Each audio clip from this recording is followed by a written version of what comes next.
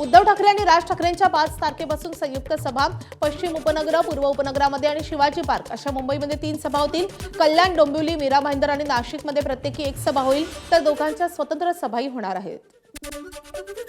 पुण्यात शरद पवारांच्या राष्ट्रवादीच्या 8 उमेदवारांना अजित पवारांच्या राष्ट्रवादीकडून संधी। माजी नगरसेवक धनंजय पिसाळ, मनीषा रहाटे, सिराज अहमद, आरिफ सय्यद, मनीष दुबे, संगीता वाझे यांना संधी। राष्ट्रवादीकडून एकूण 94 उमेदवार निवडणुकीच्या रिंगणात। मुंबईत काँग्रेस वंचित आघाडीमध्ये जागा वाटपाचा सावळा गोंधळ। वंचितकडून वाटायला आलेल्या 62 पैकी 16 जागा काँग्रेसला परत केल्या, तर वंचितनं परत केलेल्या 16 जागांवर ना काँग्रेसचे उमेदवार ना वंचितचे उमेदवार अशी स्थिती। शिंदेंच्या शिवसेनेकडून अजूनही मुंबईत अधिकृत यादी जाहीर नाही। बंड टाळण्यासाठी यादी जाहीर न करता शिंदेंनी एबी फॉर्म वाटले। शिवसेनेनं मुंबईत काही ठिकाणी एकाच वॉर्डात 2 एबी फॉर्म वाटल्याचं समोर, तर काही ठिकाणी इच्छुकांना डावलून सेनेकडूनही आयातांना संधी। भाजपचा बालेकिल्ला असलेल्या मुंबईतील अनेक वॉर्डमध्ये बंडखोरी। 12 वॉर्डमध्ये बंडखोरांकडून अर्ज दाखल। 135 जागांवर भाजपचे उमेदवार रिंगणात, तर नाराजी शमवण्यात अद्याप भाजपला अपयश।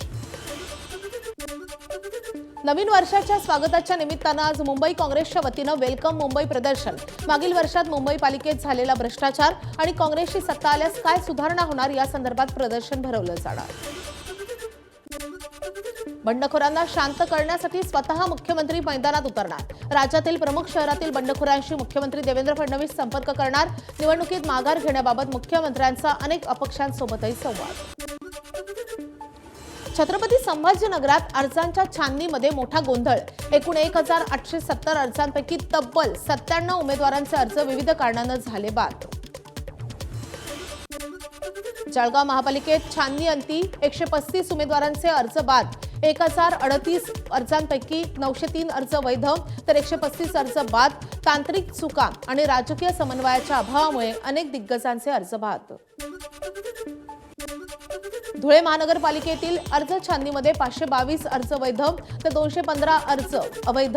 आज आणि उद्यामध्ये होणाऱ्या माघारी दरम्यान भाजपचे आणखी उमेदवार बिनविरोध विजयी होण्याचा दावा। पुण्यात सर्वच राजकीय पक्षांनी मुक्त हस्ते वाटले एबी फॉर्म। 165 जागांसाठी भाजपने दिले 158 एबी फॉर्म। युती अभेद्य म्हणणाऱ्या शिवसेनेकडून 150 एबी फॉर्मचं वाटप, तर काँग्रेसकडून 100 जागा वाटायला पण 105 एबी फॉर्मचं वाटप। गोरेगावमधल्या बंडखोर उमेदवाराची मनधरणी करण्यात भाजपला यश। अमित साटम यांच्याकडून अपक्ष उमेदवार संदीप जाधव यांची मनधरणी। बंडखोर उमेदवार संदीप जाधव उमेदवारी अर्ज मागे घेणार। वडाळ्यातील वॉर्ड क्रमांक 200 मध्ये भाजपची डोकेदुखी वाढली। भाजपचे बंडखोर उमेदवार गजेंद्र धुमाळे बंडखोरीवर ठाम। मंत्री आशिष शेलार आणि त्यासोबतच अध्यक्ष अमित साटम यांच्या भेटीनंतरही धुमाळ्यांकडून उमेदवारी मागे घेण्यास नकार। अहिल्यानगर महापालिकेच्या अर्ज छाननी प्रक्रियेदरम्यान हाय व्होल्टेज ड्रामा। भाजपच्या काही उमेदवारांच्या अर्जावर शिवसेना आणि अपक्ष उमेदवारांकडून आक्षेप, मात्र छाननीनंतर हे अर्ज वैध असल्याचा निर्वाळा। मुंबईत भाजपच्या बंडखोरानं बनवलं भाजप आणि शिवसेनेला मामा। वॉर्ड क्रमांक 173 मध्ये शिल्पा केळुसकरांनी बंडखोरी करत भरला अर्ज। केळुसकरांनी अर्जासोबत जोडलाय कलर झेरॉक्स असलेला एबी फॉर्म। पती दत्ता केळुसकरांच्या प्रयत्नांनी शिल्पा केळुसकरांची बंडखोरी। नेत्याच्या पुत्र प्रेमापायी निष्ठेचा बळी। अजित पवारांच्या राष्ट्रवादीचे महानगर अध्यक्ष अभिषेक पाटील यांचं उपमुख्यमंत्री अजित पवार यांना पत्र। माजी मंत्री गुलाबराव देवकर यांच्यावर नाव न घेता निशाणा। माजी नेत्यानं पुत्र प्रेमापायी कार्यकर्त्यांना वाऱ्यावर सोडलं असा घणाघाती आरोप। नांदेडमध्ये निष्ठावंतांना डावलून आमदार बालाजी कल्याणकरांच्या मुलाला तिकीट। निष्ठावंत शिवसैनिकांमध्ये नाराजी। कल्याणकरांनी पुत्र प्रेमापोटी पक्ष अशोक चव्हाणांच्या दावणीला बांधल्याची टीका। अहिल्यानगरच्या शेवगावामधल्या नवनियुक्त नगराध्यक्षांनी पदभार स्वीकारताच गावातील स्वच्छतेला सुरुवात केली आहे। माया मुंडेंनी झाडू हातात घेत केली गावातील स्वच्छता।